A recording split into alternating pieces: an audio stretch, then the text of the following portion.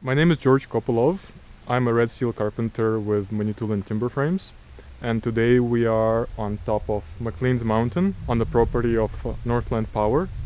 And behind me you can see the ceremonial building that the wind farm has tasked us with building. Come on in. This building is used by the First Nation elders 4 times a year for their ceremonies at solstices and equinoxes. When we were designing this, the main idea was to make the design as culturally appropriate as possible, simultaneously adhering to all the engineering requirements and the building code, which is quite a fine balance. Traditionally, buildings like this, the posts would be just dug into the ground, and just dig the post into the ground, put the roof on top. Nowadays, it is not considered a very long-term solution because the post can rot at the base and then the whole thing topples over. What we had to do here is we strip layer of topsoil, and we've poured a circular footing underneath the perimeter, 8 cubic meters of concrete. So the boulders that you see, we had to go into a farmer's field and pick them out one by one. You know, like we'd come to the boulder and be like, is this gonna look good? Like, how was this character? Is the size all right? Is the shape? We filtered through, I don't know, I think we handled twice as many boulders as you see here. Like these two guys, they have a flat surface, and we oriented them so that, you know, a wheelchair can get through.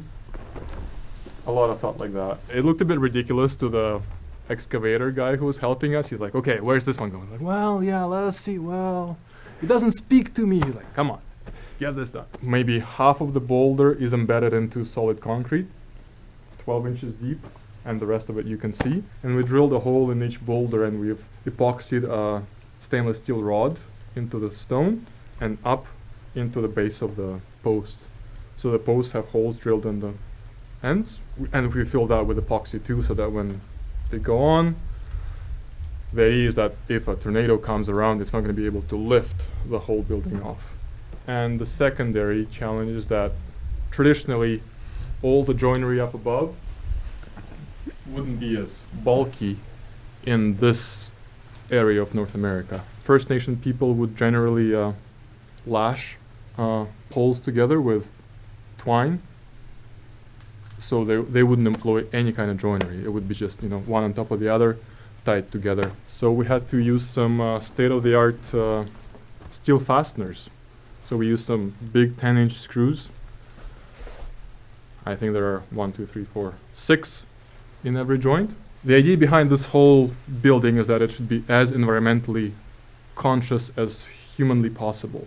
In order to do that, I thought, okay, we have to get local wood. That's a no-brainer. So this is all eastern white cedar that's been harvested within a 100-kilometer radius. And then we worked with a sawyer to mill the logs into planks for us, specifically like taking into to exaggerate the curve of the tree. We would cut off the bark, following the grain. Like here, for example, you can see that this line is not straight, but on the bandsaw we followed the grain of the board. So, and then, you know, the next board goes to it, scribe, goes to it, scribe. So the idea behind this building was to make it look as natural and feel as natural as possible. So the key to that was to make it look like the posts grow out of the boulders. So we've spent quite a bit of time really scribing the bases of posts to the stone, and we had the excavator suspend the log in midair and just kind of hover it atop the boulder. Because there's a pin inside, we'd use it as a kind of guide point, rotate the log how it would look best, and then scribe it. Couple logs we got first time, but some of them we had to like do 3 and 4 times. Damn. Yeah, misscribe, miscut, don't know what happened, didn't fit. Anyway, a bit of an effort, but I'm really happy how it turned out. Meaning of the 4 posts in the center, they represent the 4 directions and 4 times of the year. And on the outside, the 13 posts represent the 13 moons of the year. And the boulders, we call them boulders.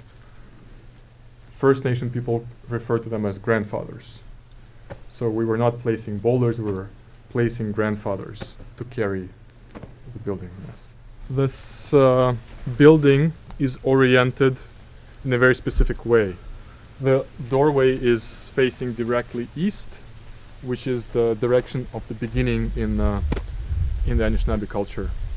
It is represented by the color yellow, and around us you can see yellow for the east, red for the south, blue for the west, and white for the north. The flags are tied everywhere where a prayer has been said in a specific way, and then the flag is tied. If you go into the bush a little bit, you will see more and more flags. And the area is considered sacred to the extent that the flags are hung on the trees. Yeah, so for the roofing material, this is just awesome. I think it's the highlight of my whole career. This is cedar bark shingles. So what we did with the logs, we had to peel them all off by hand with a big draw knife to achieve this finish. And when you peel logs, you have all the bark left over, which is considered waste by pretty much everyone, except us. When we were designing this building, the idea to make it as culturally appropriate as possible, so we had a lot of cedar. Cedar had a lot of bark.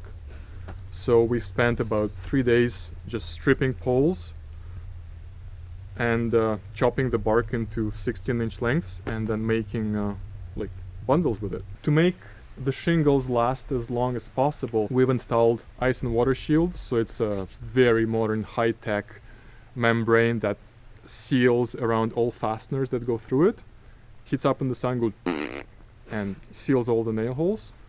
So even if the shingles all blow off, the roof will still not leak.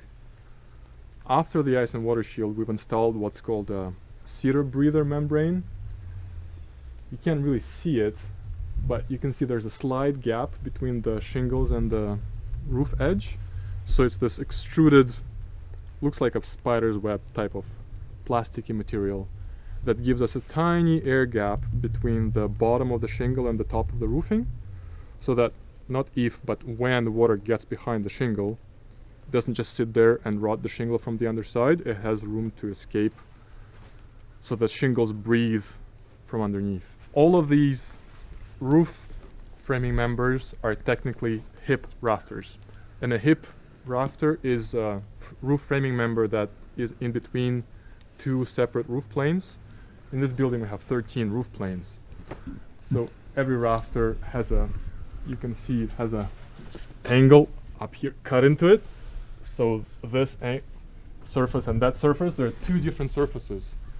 So when we were designing this, I thought, okay, we have to really get this right because it's gonna look really sharp, just like that.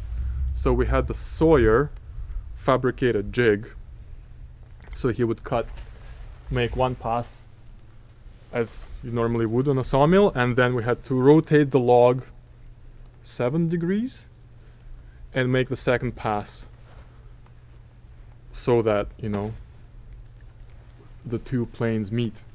And yeah, and then place all of these rafters on by eye basically, and make it work. This has been a really unique project for us at Manitoulin Timber Frames. We really specialize in traditional timber framing.